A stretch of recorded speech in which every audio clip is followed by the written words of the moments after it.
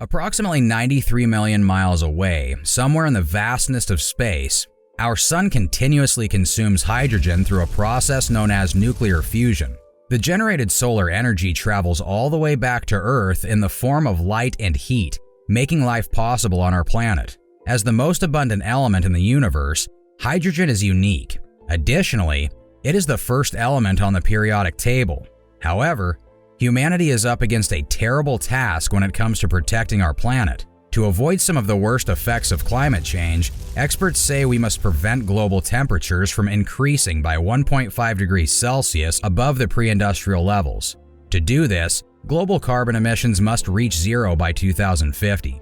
But how can we use hydrogen to prevent the global disaster? Green hydrogen is hydrogen produced only from renewable energy sources. The advantage of green hydrogen is that it is a clean-burning chemical, allowing us to decarbonize a variety of sectors that have been historically difficult to clean up, like chemical, iron, and steel industries, as well as transportation.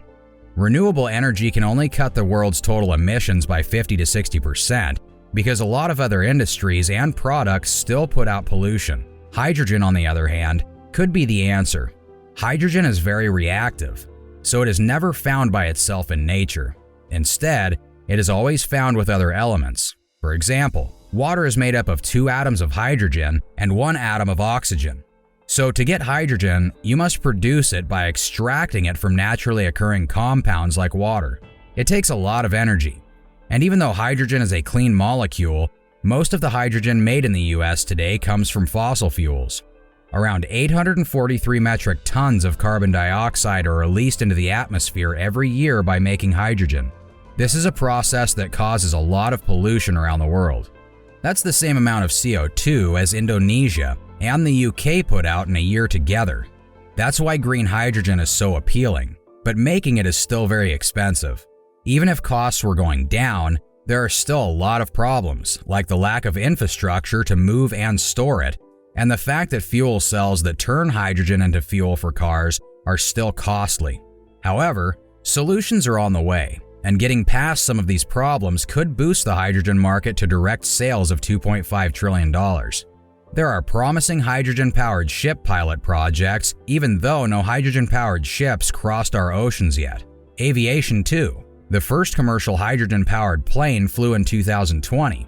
Airbus is developing 3 hydrogen versions that might be deployed by 2035. Long-haul flights maybe face some challenges, but a recent study suggests that even short and medium-haul hydrogen flights may cut aviation emissions by 1/3. This simple element may solve a complex issue. It can help reduce emissions in polluted industries, so we'll need a lot of it. This is when it gets complicated, because hydrogen can be obtained in a lot of ways, and for each method, a color is assigned. Let's see what this rainbow is all about. The rainbow scale helps identify hydrogen production from the most environmentally friendly to the least. Brown hydrogen is made from coal in a process known as gasification. Gray hydrogen is produced by natural gas, resulting in a lot of CO2 emissions. Blue hydrogen is similar to gray hydrogen, but the difference is that all CO2 emissions are absorbed and buried underground. Nuclear power creates pink hydrogen, resulting in nuclear waste, but green is the most valued. Everyone wants green hydrogen because it uses renewable electricity to split water into hydrogen and oxygen. If we could generate enough green hydrogen, we'd have a clean fuel source that could power heavy industry, replace fossil fuels in polluting transportation, and make electricity whenever we need it. Today, most hydrogen production results in heavy pollution. So, which nations lead the green hydrogen race?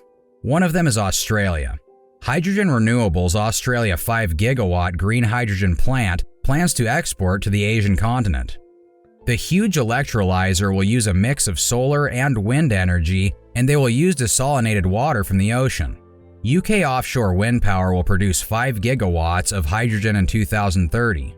Green hydrogen also inspires futuristic cities like Saudi Arabia's $500 billion metropolis project NEOM, which will use renewable hydrogen for energy. The US company Air Products and Chemicals also claims they are building the world's largest green hydrogen facility to realize the hydrogen dream with the help of 4 gigawatt solar and wind systems that will produce clean fuel. And there's Wuhan, which is more than what we know it for. By 2025, China will make a Wuhan hydrogen metropolis with 100 filling stations. Green hydrogen production isn't limited to solar and wind. Despite an explosion at a hydrogen filling station, Nel's fuel cell EV's production is still going at full blast. No pun intended. The Norwegian company has provided clean hydrogen since 1940. This year, Scotland will launch the world's first continuous green hydrogen plant powered by tides. The missing link is vanadium flow batteries, which will store energy surplus generated by tidal turbines at high tide and release it at low tide. To add to that, geothermal energy will also contribute to green hydrogen generation in New Zealand at some point this year. That's not the end of it. Crazy innovations have been used to make clean hydrogen by scientists worldwide. What if your roof solar panel produced hydrogen? Belgian researchers did it. They constructed a solar cell prototype that produced 250 liters of hydrogen each day from sunshine and air moisture. South Korean researchers used magnesium to convert CO2 and CH4 into hydrogen. Japan has another cheap, effective solution. The University of Tokyo made hydrogen out of light, organic waste, and a catalyst made of rust. Their invention produced 25 times more hydrogen than standard methods by avoiding energy-intensive, water-hungry electrolysis. Green hydrogen is popular, but money runs the world, right? Is it worth the effort? The International Renewable Energy Agency, IRENA, reports that green hydrogen costs $2.50 per kilogram when produced with the cheapest renewable technology. Norwegian electrolyzer maker claimed a 78% cost reduction. This lowers hydrogen's levelized cost, LCOH, to $1.50 per kilogram. Same as gray hydrogen. This will put them at a price parity in a few years. Hydrogen technology scaling requires $70 billion.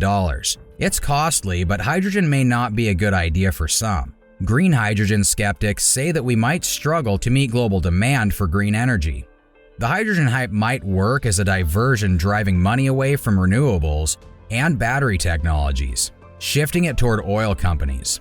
Regardless of how you may feel about that, green hydrogen might be an essential piece of the renewable energy puzzle over the next few decades. What do you think about green hydrogen? Let me know in the comments section. Thanks for watching, and I'll see you in the next video.